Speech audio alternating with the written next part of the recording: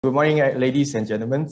Hi, my name is Johnson Ong, and I'm the Senior Pre-Sales at REDtone Telecommunications, and I'll be serving as your moderator today. Welcome everyone to this webinar. With the development of Industry Revolutions 4.0, as we know, IR 4.0, and Internet of Things, IoT, more and more endpoints and electronic devices are connected to the internet or cloud.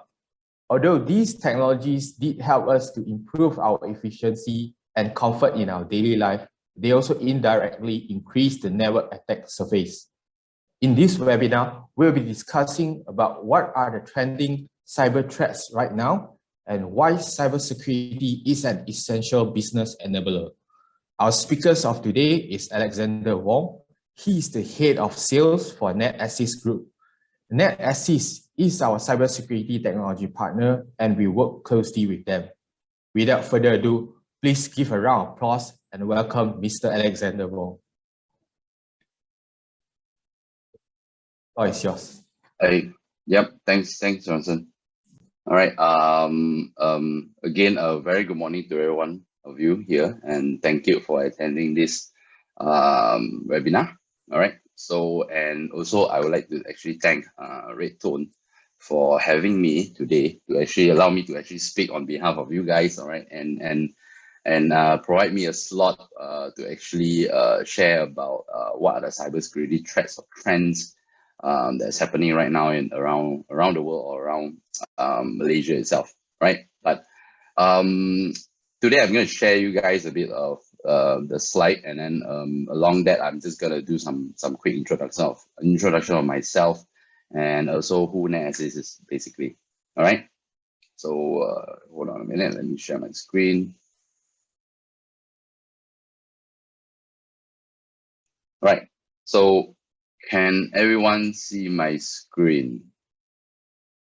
Okay, for those that, for those of you who attended here as a participant, if you shy to talk, you can always raise up your hand, or you can also put up your comments in the chat session.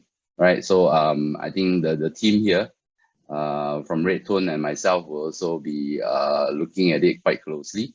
Right. So if you have any questions, do drop us a message, or Johnson, are they allowed to talk? They can, they can raise their hand, so our panelists will unmute them. So for them to talk, yeah. Okay. So if you guys wishes to talk, all right, so do raise up your hand, and then we will allow the mic.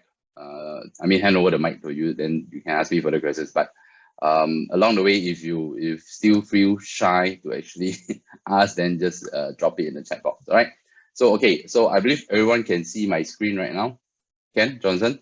Yep, very clear. Okay, great. So again, my name is Alexander. So I am actually the head of sales of NetAssist. All right. So I've been in the in this industry for almost about 13 years, all right? So plus minus cybersecurity itself alone, I would have about 5 to 6 years of experience, all right? So other than that, are all networking infras and cloud kind of experience, right? So I think that's a little bit about me, but okay, then move on to NetAssist. All right, NetAssist, we are actually basically a cybersecurity service provider. So we focus solely only on cybersecurity services. All right. So as you can see in the slide, I'll usually break it down into 3 pillars of our services. All right. So the first pillar would be actually our security operations center. All right. So we have a SOC that actually operates 24/7, 365 days. All right, around the clock. That we have a team of security analysts that actually analyzes all the events, the logs, and all the activities that is going on in the customer's environment. All right, so that is the SOC pillar, right? So the second pillar will be actually our cybersecurity professional services. So that will actually drills down to things like vulnerability assessment, penetration testing, user awareness training, compromise assessment, and digital forensic and investigation, incident response. Sorry, right? So that there are more, right? So that drills down on the second pillar. All right. Then the third pillar will be our managed security services. All right. So which more towards like the security solutions that you have in your organization or in your company, right? We you have lack of skillful resources or lack of resources to actually manage it. Then we can actually work it out on that as well. All right. So, all right, that's NetAssist. All right. So NetAssist has been in this industry for about 6-7 years in cybersecurity field itself. All right. Okay. So next, today's topic, yes, the title, it is to share about what are the cybersecurity latest trends, or perhaps some of the latest updates about what's happening in the cyber world. But I am not going to bore you guys with all those statistics, all those facts and everything. All right. So I put it at the end. But before that, I would actually like to share you a topic about I call it assumed breach. All right.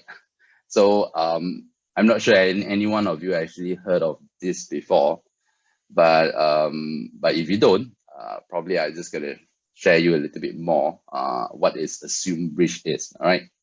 So it's actually just a mindset. Okay. So along the way of my presentation today, I think I'm going to use the word assume a lot, quite often. All right. So, but do bear with me. Please be patient with me about using the word. All right. Okay. So what is assumed breach? I'm not going to tell you the answer first, but I'm going to show you a picture first. All right. So because a picture will tell 1,000 words, right? So so I want you to sink in, look properly at the picture. What is the picture what does the picture tell you? All right. So I give you some idea. I would share you some idea. I leave it to you. You think, what is the picture all about? All right. So you probably saw a lion on top of a cage, probably a rolling car cage, and there's human inside. And some of you might be thinking that why instead of the lion is being caged, how come the human is being caged? All right. Then some of you might even seeing how come the lion got less hair at the back and then so much hair at the front. Okay. So if you guys got any answer, you can actually just pop it out in the chat. Someone actually someone got actually comment, cage got loopholes. Yes, got loophole. What loopholes? It's quite well caged. Any other?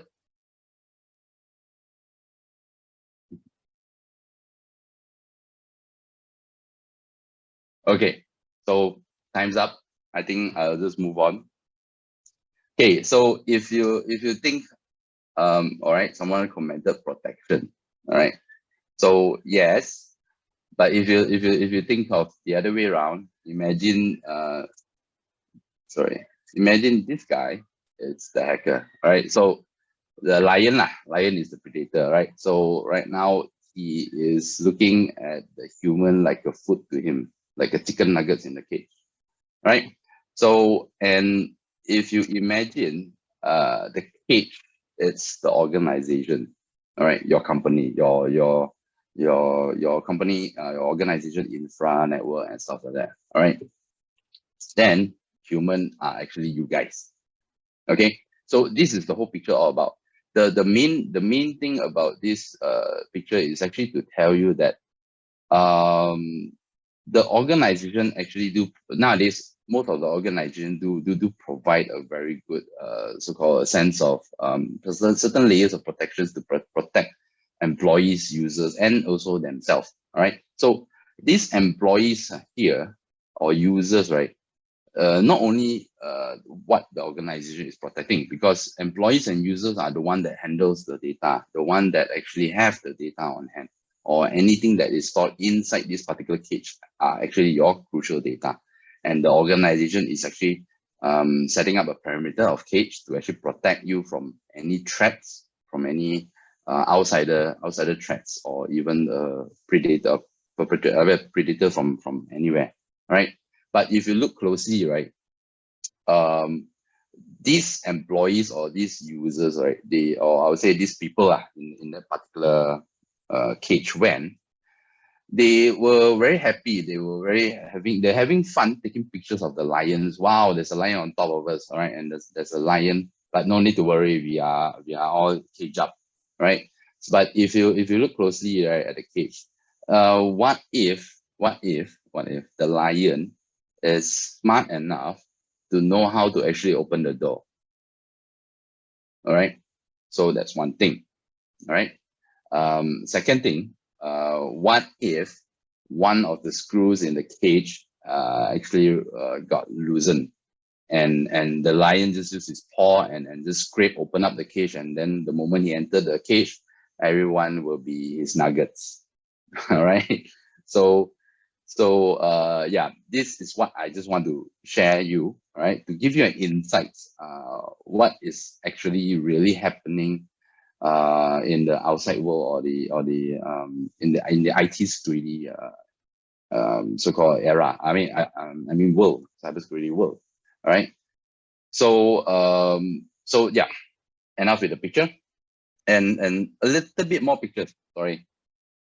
So if you look at some of the security measurements that some other countries have put in place, or some other places, not countries, don't say country, right, that put in place. So what's the purpose of having this kind of door, which I can just pass by and without opening the door, right? So these are some of the things that, to be honest, until today, there's still organizations still do this kind of thing.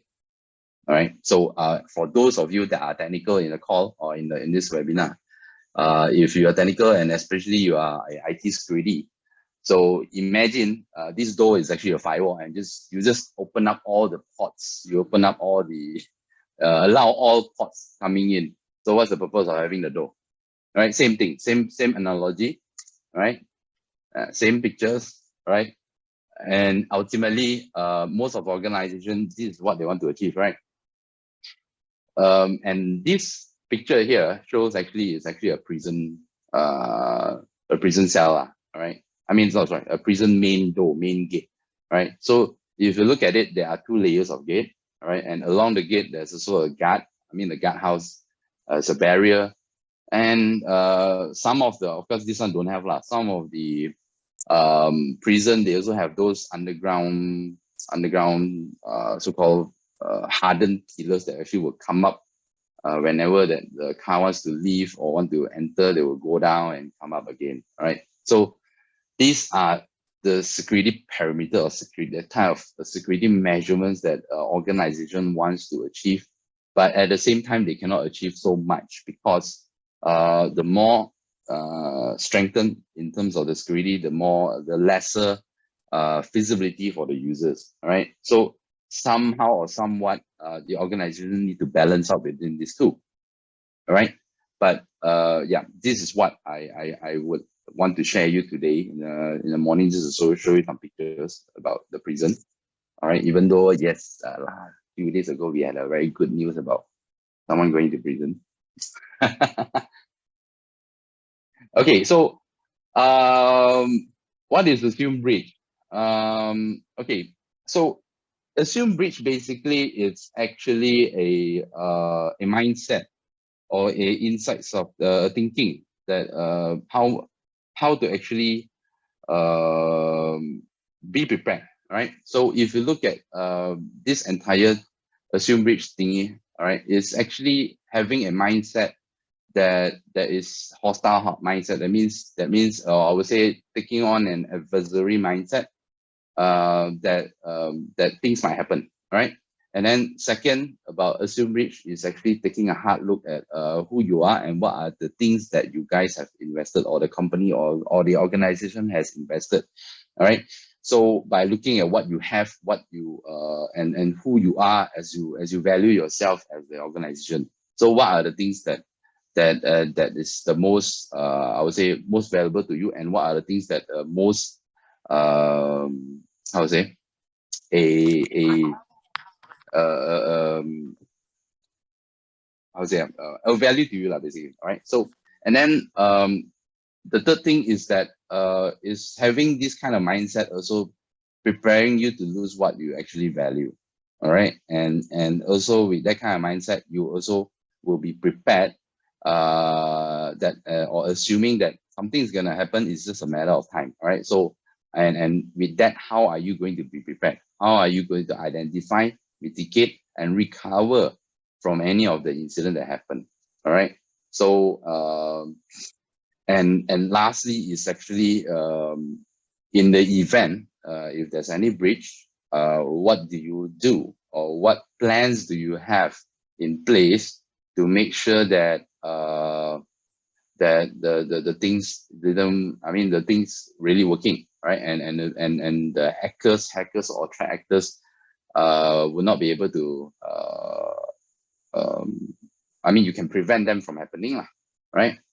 So that's one thing about assuming breach. That means you need to be prepared what's going to happen, right? Then on top of that, besides having that kind of mindset, it's good that also you have that also you also have that kind of mindset that high consequent risk might actually happen if in the event there's any incident or any breach happens, right? So which is, if you look in general, if there's any breach happen or any incident happen, right?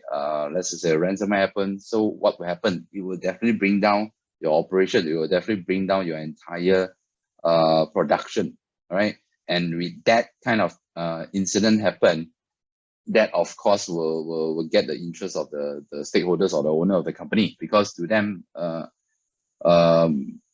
production no production equals to no money, no income, right? And second thing is about reputation. All right.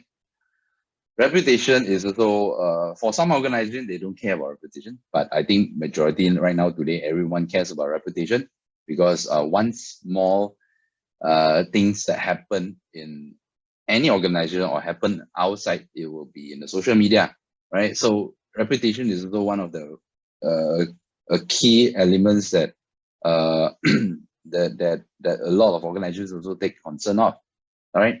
And of course, the last thing, of course, this one is also the main goal, right? Is that money, all right? So anything, any incident that happens, anything that can bring down the entire operation of the organization, dollar and cents are actually a crucial thing, right? But see, I just want to share something that is out of the topic here a bit. All right. So if you guys understand what is incident, and I also I believe you guys also understand what's the meaning of disaster. All right. So what is the difference between an incident versus a disaster? Okay. So just to share a bit, a disaster is disaster, right? Basically, that either it can be a natural disaster or it can be a unplanned unplanned disaster. All right, like for example, for example, COVID-19, or I would say the pandemic, is actually a disaster. All right. And disaster do create quite a huge impact towards everyone and everything, right? Basically. But if you look at disaster alone, right? Disaster can recover. It's just a matter of time. All right. So and of course, even disaster also have their own plans, their own strategy, how to recover, and also how to make sure that how to contain it, right? The disaster. But you see, having a disaster is only just probably it's gonna happen once a year, twice a year, or maybe 10 years once. All right. So it's not frequent. All right. But a disaster, you can recover, all right, and you can build it up. And in fact, a disaster, typically it won't just happen to you, it happens to everyone, right? But if you look at into incident, you compare it into incident, right? An incident is the thing that that will actually haunt you most of the time. So yeah, disaster happens. It happens one time, and it's not frequent, right? And it can just probably just one time. That's all. But an incident, right? If there's any incident happen, all right, the incident will always if you don't fix that particular incident, right? If you don't mitigate, or even though after you mitigate, you will still get that kind of same incident. So an incident is a very crucial thing that will happen most of the time, and you must have something to actually countermeasure it, right? So that is what I want to share, is that an incident is also, some of it is easy to recover, some of it is not easy to recover, because incident can happen anytime, any point in time, and it will happen again. All right. And if you don't put, especially if you don't put proper measurements or proper proper measurements, then it will always come back. All right. So just want to share you a bit an incident. Okay, ransomware. Ransomware is an incident, right? So, but you have to understand one thing: a ransomware, it happens. It happens quite commonly nowadays. All right, I would say that almost every week there will be an ransomware incident case. All right, but just to share you a bit, a ransomware incident, right? You have to know three things. All right, first, the moment that organization or a company got hit by a ransomware, first thing you have to take note is that their data or your data has been stolen. All right, that's the fact. And second thing is that the moment a company got ransomware, that's where they already have a loophole, or there's a breach, or there's a backdoor created. And the third thing is a ransomware. The third thing is the hackers or a ransomware will always come back at any point in time, because there's a backdoor created. So with this kind of ransomware incident, if you don't take proper measurements, don't take proper actions towards it, right, you just choose to ignore, or probably you just choose to reformat all the devices and then just let it run back, or just probably recover back probably 1 week or 2 days ago's data, then you will solve the problem. But no, actually no. So a lot of organizations think that it's just probably just a Trojan, or it's just a malware that's in the PC. But no, ransomware has backdoors and they will come back. All right. Sorry, yeah, I took too long to explain on the ransomware. But okay, so going back to the slide. So assume breach. So how to think, how to have that kind of mindset. So assume breach is, you must have the mindset of how to defend forward, right? How to become secure beyond your breach, beyond the breach. And the most easy way to think is that the most easy way to say is that think like a hacker. Okay, imagine what will a hacker do in your organization. So by having that kind of mindset, then you will know, if I'm the hacker, why would I want to target this company? So this company got what? What is value to about this company? So then if you think like them, then you know what will be the problem and where you can focus on securing it. Okay, but okay, then moving on. Having that kind of mindset of assume breach, right, also comprises or I would say related to these three processes, like you can see here, three pillars here, sorry: people, process, and technology. All right, so for some of you, especially technical guys, in IT, I believe you all have been hearing this word since the day you started your journey in IT. But yes, and these three particular pillars are actually the main thing that drives the entire IT information technology, correct? So okay, so I'm gonna go drill down a bit what is into all this. All right, so people. So one thing you have to take note is that people or employees or users are actually your frontliner. Okay, so they are the one that's gonna help you to actually protect your data. all right? And if they were not well equipped, were not well educated, right, then that's gonna be a problem to you, right? So if you look at the statistic a bit, to be frank, until today, there's still 90% of data breaches are actually due to human error, or I would say human mistakes. Okay, and humans are always the weakest link, so that's where the hacker uses human as a good leverage ways to come in, right? So, and this human, or say users, comprises of, usually in a company organization, usually comprises into these three categories: employees, right? The second one will be your leadership team, or probably your management team, all right? So then third is actually your third party vendors. Okay, so I'm going to share later, I'm going to share highlight a bit of how third party vendors can actually become one of a potential loophole of a organization's environment. Okay, and okay, then moving on, same goes to people, is that if they are not well equipped, they are not well aware, then all these kind of attacks that's going to happen, then they will not be prepared, or do not even, sometimes they don't even know what the hell is what are all these, all right? Okay, so phishing attacks, social engineering attacks, DDoS, ransomware, malware, clickjackings, and blah blah blah. There's a lot of types of attacks, right? Sometimes there's nowadays there's also, even, I mean, not nowadays, quite long ago, there already has a scroll over kind of attack. That means they visit some kind of website that is not secure, all right, or probably not secure website, basically. So then there's a lot of advertisements, sometimes, like, okay, for example, you guys go movie streaming, right? So sometimes you'll just search for a movie, and then there's 123movies.com or something that you guys visited. And most of the time, these kind of websites, right, free online movie streaming websites, they have a lot of advertisements at the site. So even though sometimes when the users actually scroll over the mouse through the advertisement, and automatically sometimes it will download something into the PC, and the user may not aware of, right? So that are actually what we call scroll over attack. Okay, moving on, processes. Sorry, before I start processes, anyone has any question?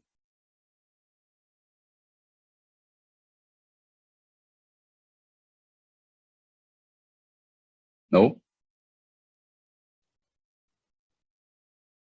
Okay, so I'll move on.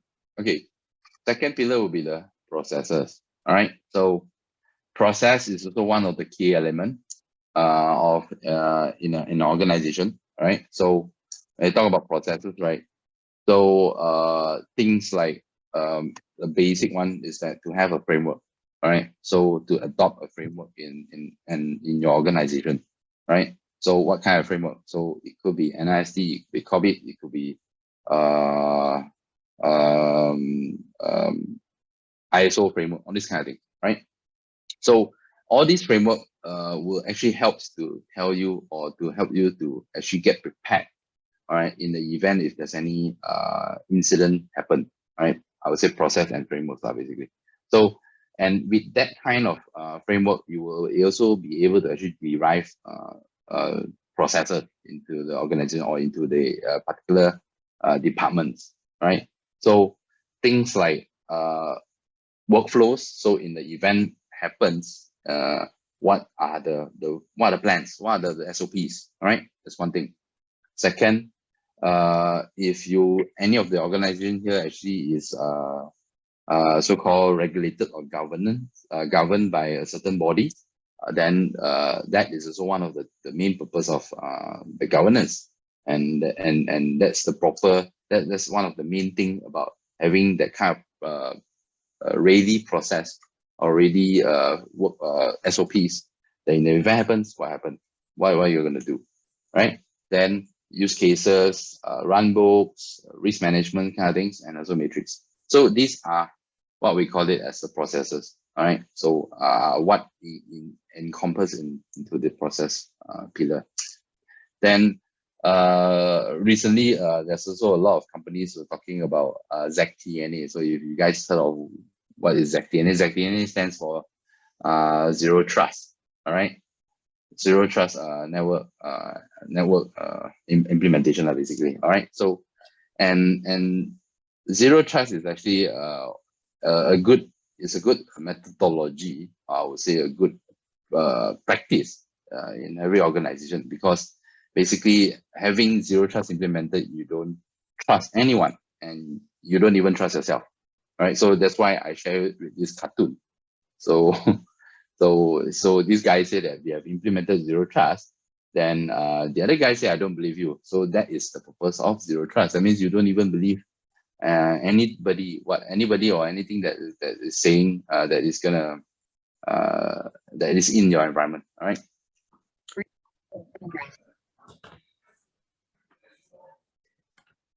Sorry, anyone talking?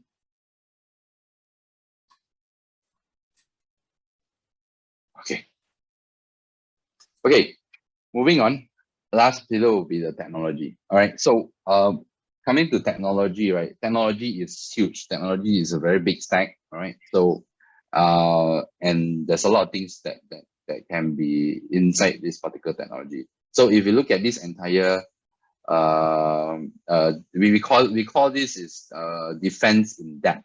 All right, so in terms of security perspective, so these are some of the security layers that is applicable, or I would say most of the organization they already have, but not all. Right, so if you look at so if you look at the perimeter security, so a lot of organization, I believe everyone here, your company, you have at least a firewall, right? So that is a perimeter security, right? Then some of them, they might actually have a network security layer. So they have implemented a NAC, network access control. They probably already have a network DLP, all right? Means data leakage prevention on the network layer itself, right? Then and etc. Right? Some of it they have this too, and I think majority of the organization here already have endpoint security. That means you have something, you have antivirus protecting your PCs, your servers, and everything, right? And but some, not all organizations will have application security, data security. They probably are not aware about this as well. And some of the organizations, they have perimeter security, they don't have network security. They have endpoint security, so they miss out one layer. But it's fine. But it depends how you're going to manage it at the end of the day. And technology is just a tools to help you to simplify it and to make sure that that it works. I mean, whatever that you have in mind, it has a tool to actually make it work. All right. And yeah, then moving on to application security and data security, these are some of the additional things that that is going to protect you, that's going to protect your critical assets, your data. All right. And on top of that, if you look at the site, two green sites here, it's about process. All right. Process, a little bit of manual preventions. All right. Like for example, what are the things that the most organizations can do is that sometimes they have yearly pen tests. They do yearly penetration testing. They do yearly risk assessment, gap assessment, right? Risk management, right? And then every time there's any new changes on the architecture, they update it. They re-architect it into a much more secure manner, right? So these are actually a good exercise, right? And when it comes to operation, that's where another thing that things like in the event, more towards on the monitoring and response, that's where the SOC comes in, NOC comes in, the digital forensics comes in. All right, so these are our day-to-day operations, and it's good to have these two pillars at the side, because ultimately these two pillars will basically rely on whatever technology stacks you have here. Okay. Okay, so on top of that, technology, if you talk about technology, if you look at today's mindset, right? So I would say look into the old security mindset, right? Back in 2010, right? So last time they have firewalls, but the firewall is not those next generation. It's just typically a firewall. Then they have a dedicated IPS, IDS. Then they have DMZ zones. They have antiviruses all in place. All right, so those are old stacks. Then started to move on into the middle age stack. Then we look at the transition of having encryptions, MFA, all right, next gen firewalls, micro segmentations, network access control, SIEMs, and a log management, I would say last time, right? So that's on the middle age stack. But if you look at today's new security stack, right, they are more into detection and response, things that they can take action against on, right? And then things like machine learning, artificial intelligence, and etc. Right? So recently I just read statistics that a lot of cybersecurity companies right now today already start to adopt machine learning and AI capability into their technology stack, to their platform, right? So like people like the famous one like Trend Micros, any other security players, all right, Trend Micro, Symantec or whatsoever, right? All these kind of technology players, they already put some kind of machine learning and AI technology in place. CrowdStrike, Darktrace, all this kind of, right? So, okay, that's the end of the people, process, and technology, all right? But in summary, so you're probably gonna ask me that if I have this kind of assume breach mentality, so will it actually prevent the attacks? Can I prevent 100% or what? No. The answer is there's no 100% in security. All right. There's no guarantee on that part. All right. And even though having assume breach mentality, right, it doesn't really prevent from any attacks. But it will actually help you to actually minimize the impact. Okay. So why? Because the moment when you have assume breach mentality, right, the kind of mindset, right, that means you are most of the time or majority of the time you are having a paranoid mindset. That means you're afraid. You keep having the fear that things might happen at any point in time. So that is actually good because that will actually helps to protect what you value the most, all right? Then second is that you already, the moment you have that kind of mindset, you already have the ecosystem prepared. All right, you have the ecosystem or your entire infrastructure well prepared or well organized, right? Because if you are having that kind of paranoid mindset, that means from time to time you also do some scans.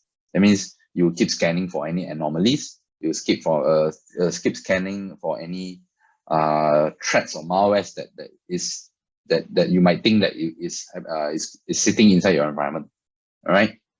Okay. So not to say OCD lah, but it's something like OCD lah. Okay. But which is good also. All right. And then also third thing is that you are having that kind of mindset. You already have the know-how. That means you already know what you're gonna do in the event things happen, and then you can quickly respond to it, and you can mitigate it at a short period of time. Compared, if you are not prepared, everyone will be kelam kabut. Everyone will be mess around, will be go around. Hey, how what to do so especially the top management will start to go haywire already because you don't have a proper process. Okay. Okay. So far, any questions?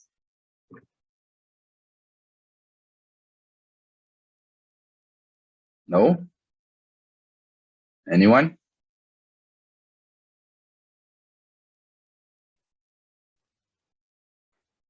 Okay, great. No questions, then move on. Okay, so okay, this here is where I'm gonna start to bore you a bit. Okay, but I'll try to make it interesting, all right? So okay, in summary, so having an assume breach mindset is also a very crucial thing. Okay, if you look at this particular slide here, this particular timeline, or say overview of the timeline, is actually publicly available. You can actually Google up, and it's actually related to the SolarWinds attack in year 2020 2020 or 2021, I can't remember it, right? But yeah, so this is the entire attack timeline. So if you look at what happens to SolarWind, right?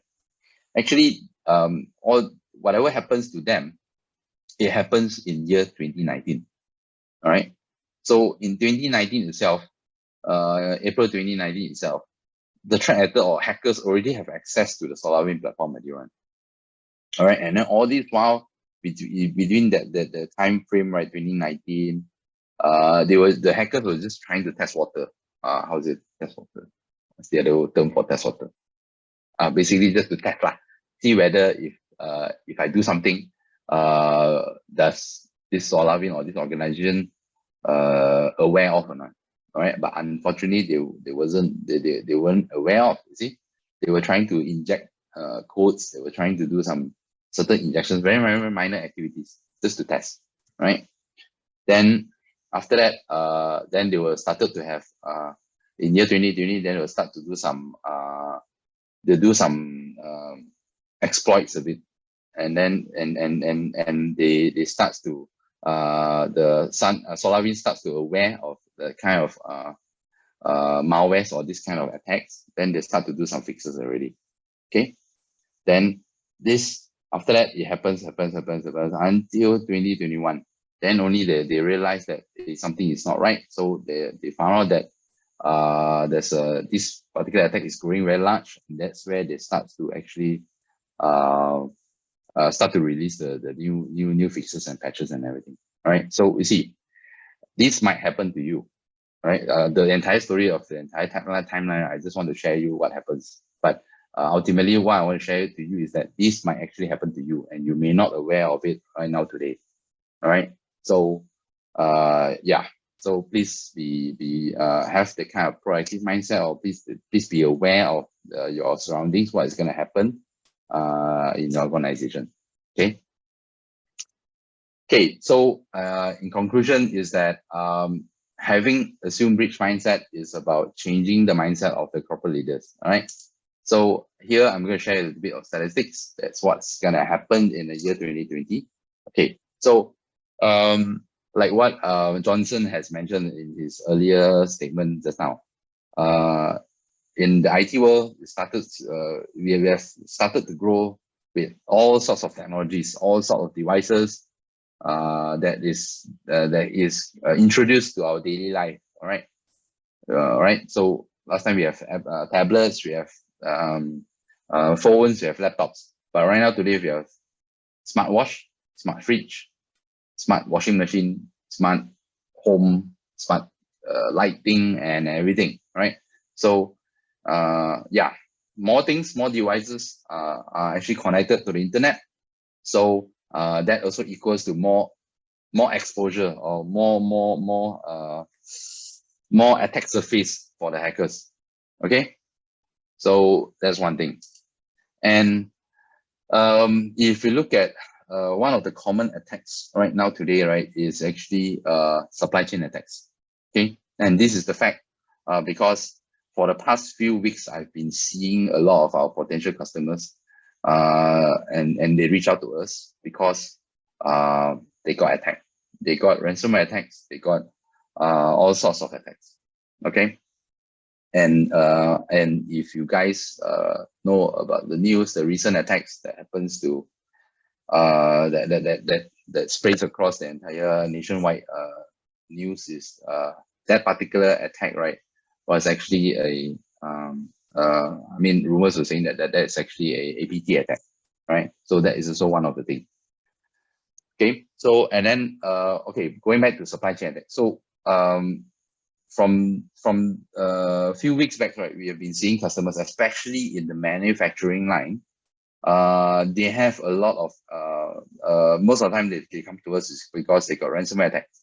Okay, and the ransomware attacks are majority of them are the same, and the most common, I mean, the one that they face is actually, they call it Lockbit 3.0, right? So that is one of the ransomware that keep attacking manufacturer lines. I don't know why, but it somehow relates to I suspect it somehow relates to supply chain, because these manufacturer or these organizations that I see are somehow related to automotive. All right. So they are supplying parts to automotive industries, and they got the same attack at the same, almost at the same time, right? And I suspect this has something to do with the supply chain to the main brand manufacturer of the automotive. All right, I don't know who. All right, but ultimately what I'm going to share with you is that because nowadays even our cars are also connected. All right, so our car Android players or your head unit that plays the radio and everything, those are actually also an IoT devices. They are right now today can also be accessed to the internet, right? And some of the Changi cars, higher end cars, they are even connected to the entire car system. That means the centralized door locking system, the alarms, the signals, the ECU are basically, all right. So the ECU or TCU, okay.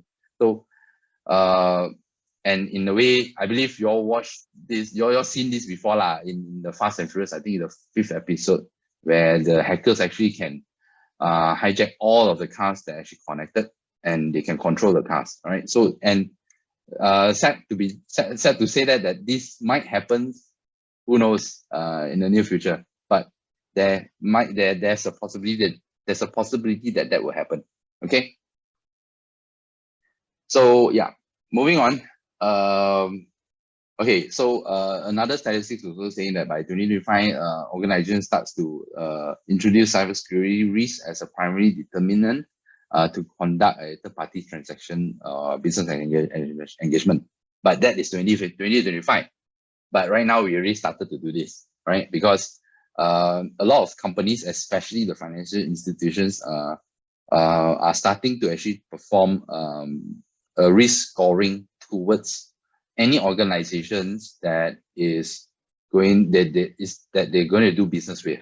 All right, like for example, how they're going to do it is that you guys know CTOS, right? So CTOS is the one that actually check on your credit health. All right, so same thing. CTOS, imagine CTOS is more towards the financial side, but on the cybersecurity side, there's also a tool to actually perform a risk scoring towards an organization to see what is their cybersecurity maturity or cybersecurity strength. Okay, so there's also such tools in place in the market. Okay, so and a lot of organizations starts to use this, especially on the financial institution.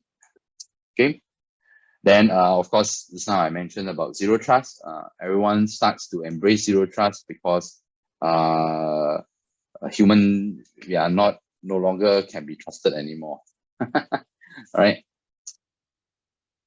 So, and then, of course, a lot of OT attacks that's kind of coming in soon. All right. That they predict that's gonna happen. That because especially on the oil and gas and industries, healthcare industries, right? Especially healthcare, because healthcare has a lot of equipments, those surgery equipments that actually connected to the internet as well, because that's how they grab all the patient's data, uploads the patient's data, and look into their scans, their CT scans or whatsoever. Okay.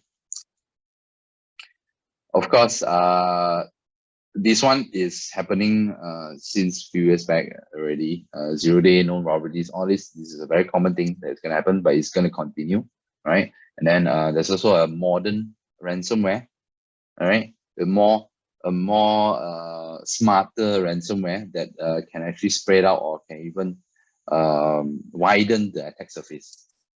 Okay.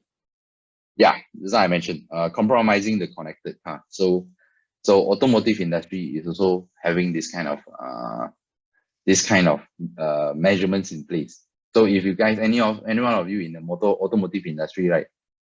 If you had heard of this regulatory compliance, it started with a number of IATF 16494. All right. So in that particular requirement, all right, compliance, right? There's also they introduce a new segment which is more towards the or enhanced segment on the cybersecurity measurements in place. Okay. Okay. So yep. And the another fact that is that a lot of cybersecurity players or technology players are starting to use AI as one of the cyber tools to race against the growing attack surface. Okay. Okay. Next is that these are some of the cybersecurity risks that is happened in year 2022, right? So if you look at it, ultimately, majority of the attacks, the cyber incidents right now, it's much more higher than a typical business interruption, right? So that means cybersecurity is right now the highest topic or the most crucial risk that is happening around the world. Okay. So now on top of that, just to share you a bit, these are some of the types of cyber attacks that happens. The most commonly happen now, right? Phishing, man-in-the-middle attack, SQL injection, denial of services, DOS, right? Password attack, right? Ransomware attacks. So all these, I believe you have already seen it. You have probably heard of it, right? Okay. Okay, these are some of the statistics that actually our security analyst actually recently just worked it out for me to share what are the incidents by trend, the incidents that actually happens around the world. Okay, so if you look at the blue one on the top left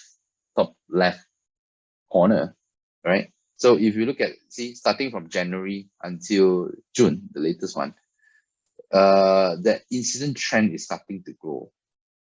Okay, so from probably 12.5% or 13%, started to grow into now 23%, or sorry, 22%, right? So, and also not only that, the threat attacks. So from the same time frame, right, you can see that one of the well-known targeted ports are started to grow. Okay, so sorry, for some of you are technical, I think you probably will be understand what is this, right? But for those that not technical, basically the threat is growing. Okay. Okay, so move on.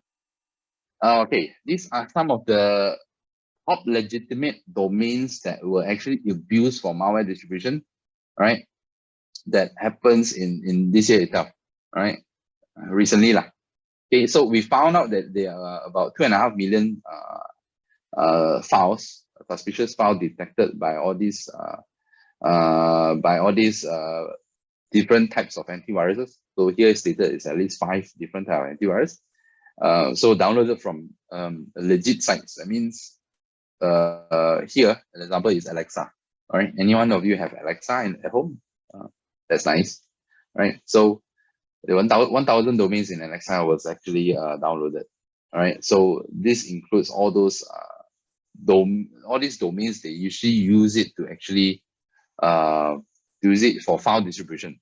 All right, so if you look at the graph here, right, any one of you has Discord. All right, so Discord has the highest hit the highest rank of their domain is being used as one of the file distribution platform. Okay. Okay. Then some of the most mimic legitimate applications. Okay. So if you guys have any of these applications in your desktop, please do be aware. Make sure that you download it from the correct source, because a lot of hackers are starting to actually mimic them by using the icon. So actually the backend application is actually some other malicious application, right? Or sometimes it's actually even the same. It looks like, for example, Skype, right? Skype, it looks like Skype, but backend is actually has a backdoor to the hacker's environment, all right? And then the hackers will use this application as to control your PC, all right? So that might possibly happen. So yeah, these are some of the top top applications that they use their icon or use their logo to actually mimic out. Okay, very common. Okay, then infection ratio. So infected versus those legit apps. So until today, Adobe is still at the top, right? So that means they've already successfully mimic the particular application, and a lot of users being so-called phish to download that particular app, or I would say scam to download that particular app, and they got infected. Okay, so Adobe is at the top, Skype, then followed by Skype, then 7-Zip, CC Cleaner, and everything. So yes, a lot of organizations they have certain measurements in place that they have admin control access, or they have Active Directory controls in place that they don't allow, or somehow using antivirus, they also don't allow users to simply download any third-party application other than only the working applications, which is like Microsoft Word and etc. So some I think majority of the company, they have proper measurements in place. They have these kind of things controlled. All right, so then you don't have to worry too much, because basically the users are not allowed to download all these kind of apps, right? Unless you don't have the control. Okay. Okay. So and then and one of the latest thing is that these are some of the vulnerabilities that the most commonly exploit for initial access. So the highest one is proxy shell. Okay. All right. So any one of you know what is proxy shell? Okay, proxy shell is actually an attack chain that actually exploits those known vulnerabilities in Microsoft Exchange, basically, right? So basically email lah. Okay, so very, very common things happen. Then followed by Log4j, I believe you all heard of it, then Sonic Wall, and etc. Okay. Okay, this is just a glance of view. What are the percentage of detections that happens around the world? Okay, so how to do that? How to avoid that? Start to have proper steps. All right. So things like make sure that your organization aligns to cybersecurity measures with a proper framework in place. All right. So it's time to look at your cybersecurity maturity, perform subject assessment, and to have a framework if you don't have. All right. Then second, from time to time, conduct cyber incident response plan drill. All right, because like I said earlier, you might not know what is going to happen to you, or at any time, or at any point of time, an attack can happen. All right, so plan out proper SOP, proper incident response plan. All right, and make sure you know who you look for lah. Right, because when talk about cyber incident, or I would say digital forensic, right? We in my history of these few years, right? I mean, for the past 1 year, basically, a lot of organizations they got attacked, they got ransomware attack, but they, like I mentioned earlier, they choose the easy way. They just choose to take the fact that they lose out the data, they lose probably 1 or 2 weeks data, and they're just going to reformat it. All right, and then restore from the previous backup and let it run.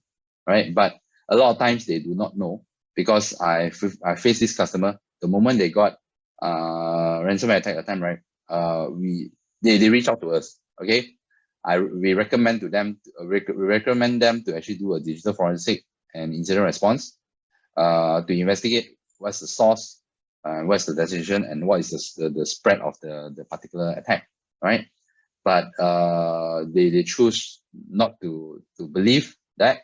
So they go with the easy way. They do the reformat, restore way, but then 6 months later, they call us back. They got attacked again, the same attack, right? And they lose 2 weeks data again, right? So, and that's where they start to engage us. They start to trust us, and they start to get our advice on how to secure the perimeter defense. Okay, so make sure you know who to call if there's any cyber incident, and make sure you have a proper plan in place. It's good that you have a proper plan, proper SOPs in place, right? Then third thing, I would like to emphasize is the users or your employees is the crucial. They are your frontliner, so make sure they are educated, they are trained, they are well equipped on their daily job or daily activities, especially when they are dealing with emails or have access to the emails from time to time. Okay. Then last but not least is the compliance. All right. So any one of you that actually regulated, all right, then make sure you understand well, and then make sure that you follow whatever that is stated there. Okay, just the last few more slides to go, actually, one or two more slides to go. All right, this the last one is that this was actually generated from one of my security analysts. All right, so these are actually some of the common attacks. Common breaches that actually happens in our own country itself, Malaysia itself. All right, yeah, but majority are governments here lah. We don't have government here, right? Can I call?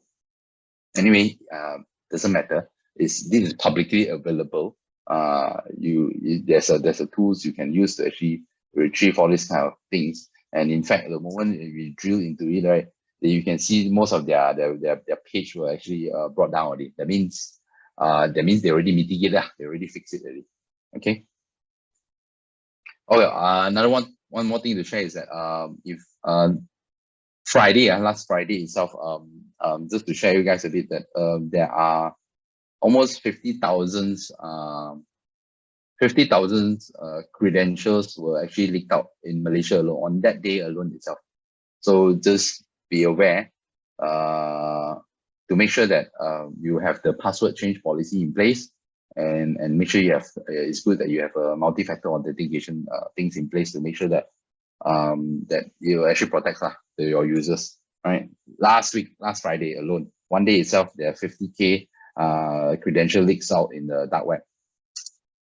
Okay, but of course, whatever I share to you, some of you here in the call may just think that no lah, it's not gonna happen to me lah. All right, this is not my company, very small company, so my data, nothing is worthless. All right, or probably it's not valuable. So yeah, some of you might think that way. Then also some of you might think that cybersecurity stuff are all very expensive. Now I just want to buy a firewall, also a few thousand or a few 10,000 a year. So and it's just a firewall, right? It's just a tool, isn't it? So, but no, please don't have that kind of mindset. All right, please be cautious, lah. All right, please make sure that you assume that the breach is gonna happen. All right. Okay, why? Because now, if you look at the world, data is much more valuable than oil. Okay, so data is the new factors, new oil basically. Okay, all right. So that's the end of my slide. So yeah, I saw some questions on the chat box already. So question from Michelle: how can organization get the employees to adhere to security best practices? So you can put the best practices in place, requiring strong password, trying to get employees to be more email savvy, establishing guidelines for using mobile devices. But how do you get people to follow the rules? All right. So see, if you look at organizations, how to tackle these particular issues, right? Is like I mentioned earlier, from time to time, do regular security awareness. It's best that you do it once a year. All right, especially for new employees or even old employees. It's good that you always keep them up to date, always keep them up to the trend, because when you do security awareness training, right, it's not only related to the organization, because majority of the training out there, user awareness training out there, right, they already incorporate all those awareness into their daily life. So you have to let them know that this training, this kind of awareness is actually good because it will also protect themselves, especially right now, every one of us has social media, all right? So everyone will have their own profile, everyone will have their own footprint digital footprint in the World Wide Web, correct? So having that kind of awareness, or having that kind of best practices in place, will also put them in a how to say protective manner lah. Like for example, any one of you here have credit cards, all right? So recently there's a lot of banks, they started to send text messages, or even when you call the banks for some, like, so let's say you want to ask for your account balance or whatsoever. Even when you call them, the first while you are waiting for them to attend you, in their advertisement itself, they also do provide this kind of awareness to share to the users that, hey, please be aware of your credit card information. Please do not share your credit card information to any third-party callers that is non related to the bank or whatsoever, right? Or unknown caller, right? And the bank wouldn't just and I believe all the banks already mentioned that bank will not call you to verify certain things, all right? Only they call you for marketing purposes, but not to verify your data or whatsoever. So don't simply share out, all right? So a lot of scams, a lot of things that's going on around the world. Okay, so going back to that particular topic, how can you as an organization make sure that employees follow this? Okay, first you must have the training platform in place. You must have the mindset of having the yearly user awareness training. And this user awareness training, right, it shouldn't be so-called starting I would say organized by the IT team. All right, this kind of user awareness training is supposed to be from the top-down approach. That means from the top management approach. And with that top management approach, usually majority of the user awareness training right now today can already incorporate with the HR. That means human resource. So you have to use this way to actually mandate them to actually attend to this kind of training. And usually when it comes to all this user awareness training, there's also quizzes, there's also so-called questionnaires after the training. So with those kind of questionnaires, usually they also have at the back-end system, they also have a scoring, right? All this scoring you can actually incorporate into the HR system. That means the HR will identify which are the users that actually weak in this sort of things, all right? And probably get them trained up or get them be aware of. Okay, so that's one thing. Okay, that you can use to get your employees to be following the security best practices, right? So make sure all these things has to be a top-down approach. Okay. So second question, in general, how responsive are the corporate leaders in dealing with cyber risks? What are their perspective on cyber threats that impact to the organization dealing with cyber risks? Okay, like I shared earlier, there are few types of corporate leaders, right? Some they choose to ignore. They choose to just restore from the backup, right? They think that if this thing happen again, then I just do it all the time, right? Some they have the mindset of that cyber threats is actually a very huge impact to organization, especially reputation, monetary, and everything, right? So there's two different type of mindset. But I think majority of the mindset were actually on the second one, right? Which is they are very concerned about nowadays they are very concerned about their reputation and also money, because one single spread in the social media of the organization got attacked or got compromised, especially those big organizations, that's where they will start to lose out the clients. That's where they start to lose out the trust from the clients, and that's where they start to lose out the business as well, right? Because reputation to them right now is a very crucial thing. Okay. So of course, the reputation also equals to money at the end of the day. Okay. Okay, there's also another question. If you gonna ransomware attack, do you recommend we pay the money? Okay, good question. The answer is no. I don't recommend, because the more, I mean, the more you pay them, or I would say the moment you pay them, that means you are driving them. You are giving them businesses. That means you are giving them more money to grow themselves and to introduce more attack surface or introduce more attack types to the world. All right. So in a way, you are more encouraging. You are encouraging them to do this, to do more. Right. Might as well you pay the money to me lah. I help you to protect rather than you just want to pay them for to attack more people, right? To spread the attack. Okay, so the recommendation is not to pay, don't pay. But nowadays, especially those common ransomware attacks, right? You can Google up for decryptor. Okay, like those common attack, like this time I mentioned Lockbit 3.0. Lockbit 3.0 is new. So if you look back at Lockbit, the first version and the second version, I think some of the security technology people like Trend Micro, Symantec, CrowdStrike, or even VirusTotal or someone, they already have those kind of decryptor tools that you probably can use it, right? But if you don't have, then no choice off. But so the only way is to do a digital forensic to find out who attacked, what are they targeting, and what are the backdoors, what's to look for, and everything. All right. Okay. Next question.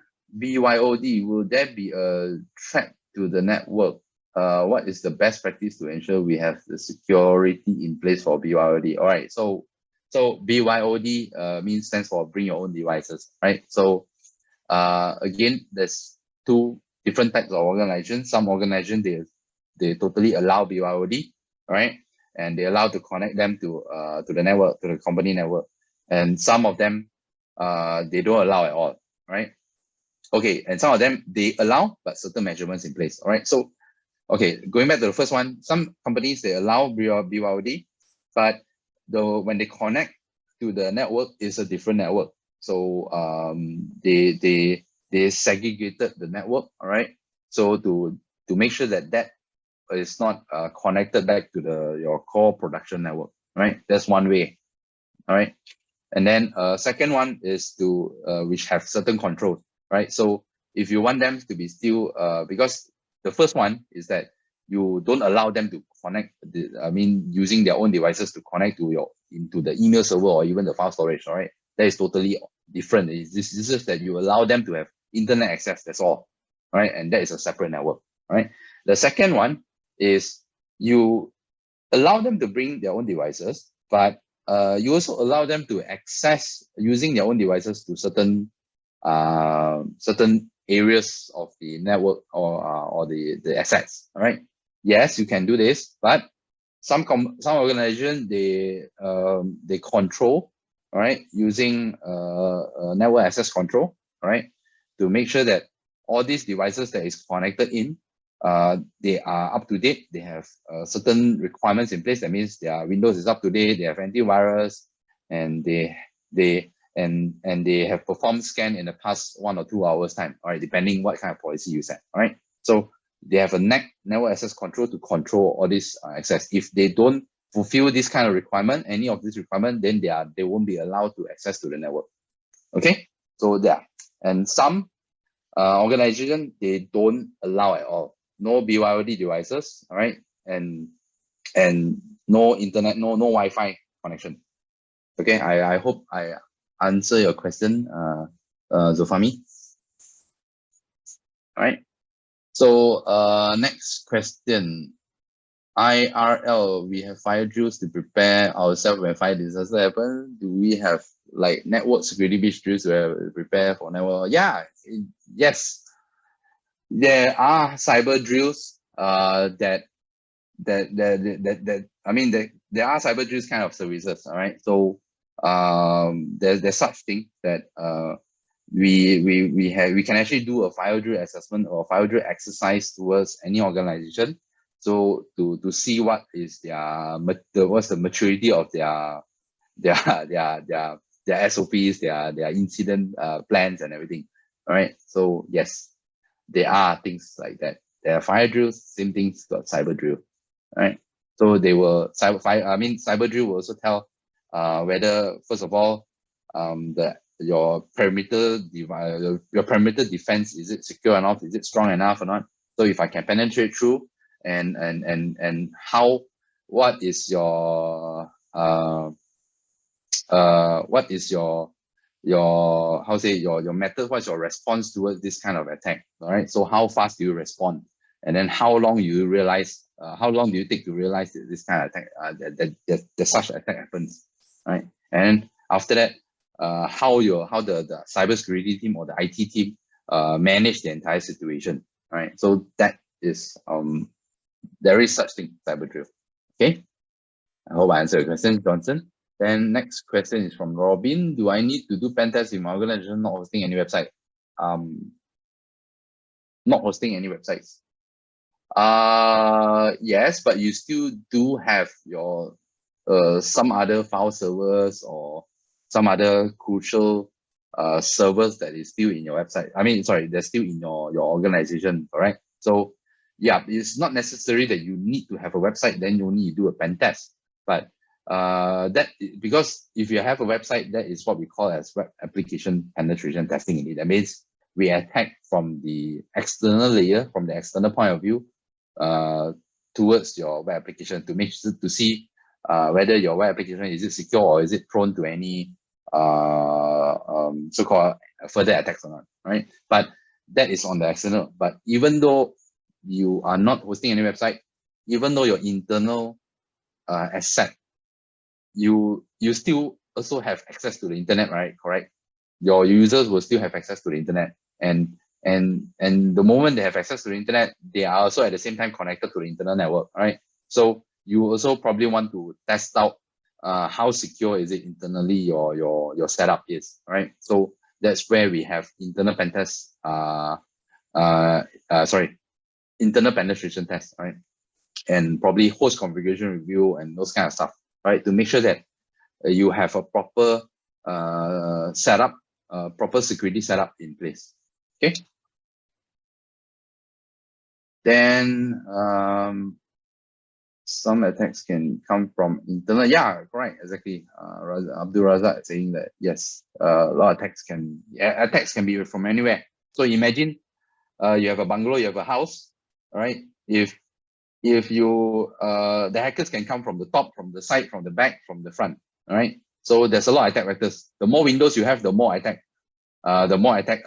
introduce, or more doors or more windows, the more loopholes that you actually prone to have attacks. So that's why, in order to secure a castle or a building or a bungalow, right, they have a proper gates, right? They have perimeter gates. They have a jaga, they have a guard dog, they have a fire alarm system, they even have a laserized detection, or even they have an electricity gate and everything. So all these are attacks that, all these are the preventions that you can put in place. Okay. Next question. For pen test, I'm using Kali Linux. Is there any other OS support specific for pen test?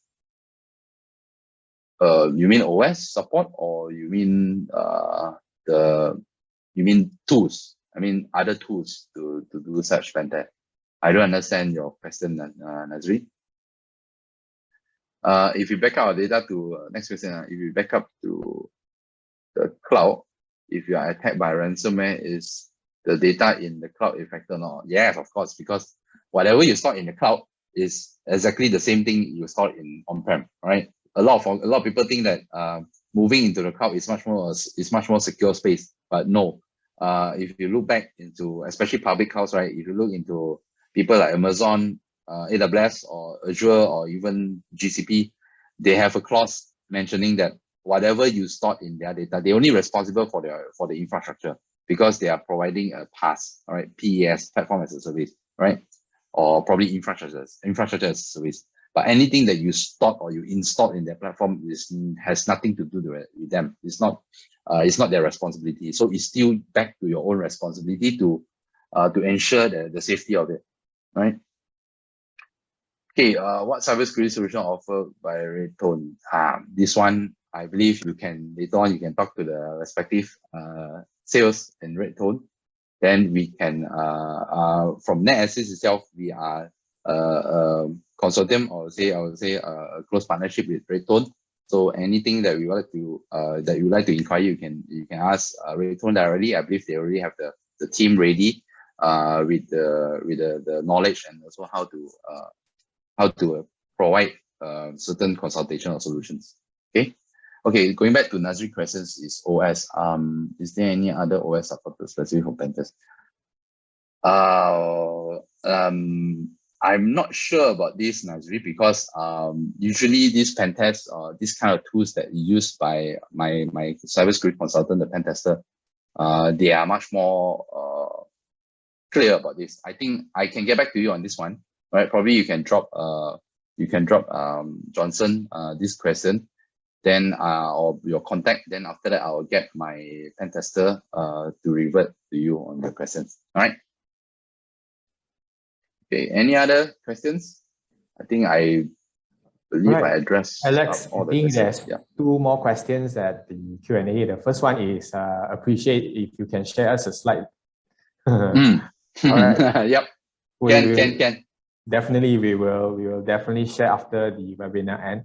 So the second Q&A is in an organization, I understand that cyber threats will impact to a non-financial and financial aspect. In order to prevent those threats, I believe it's hard as the attacks really caused by humans. Are there any cyber threats intention prevention by human that we can be developed to prevent those attacks? By human? I mean prevention by human. I think he's related to social engineering and maybe, just now you did brief us about, educating your internal staff about those cybersecurity threats, for example, like not to click those phishing emails and those. Yep. Okay, another method is that, okay, you imagine, so if your users are all well equipped or they're well aware of this kind of attacks, there's this kind of suspicious attack, right? So let's say they receive a phishing email from somebody that someone that they don't know, or even though they know, but it seems very suspicious, right?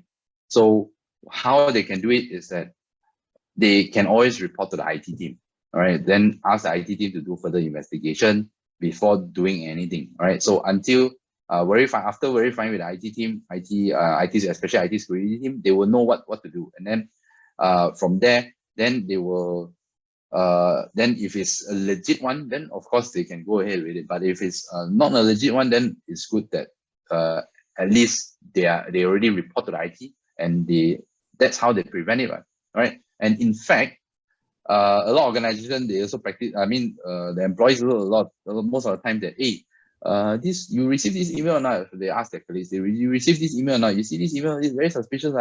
Hey, don't click. I think that is also actually a good practice. It's a good sharing within the employees that to be aware of each other, to remind each other that that this is actually a suspicious email or suspicious attack. Understood. As you mentioned just now, we must have this kind of paranoid mindset. Yep. That's correct. Okay. Yep. So any other questions on the floor and from our guests? If there's no questions, all right. Thank you very much, Mr. Alex, for addressing our guests' questions and concerns. So on behalf of REDtone Telecommunications, I would like to appreciate all the attendants, partners, and customers for joining these sessions. So please do fill in the survey form at the end of the webinar. Our panelists already posted the link in the chat box. You guys can click on the link to submit the survey in order for us to improve our webinar sessions. And last but not least, do contact our account managers for further inquiries if you are interested in our REDtone managed cybersecurity solutions. All right. Thank you, everyone, and have a great day. Thank you. Thank you. Thank you. See you. I hope See you I shared guys. enough. Thank you. Bye-bye. Good. Thank you.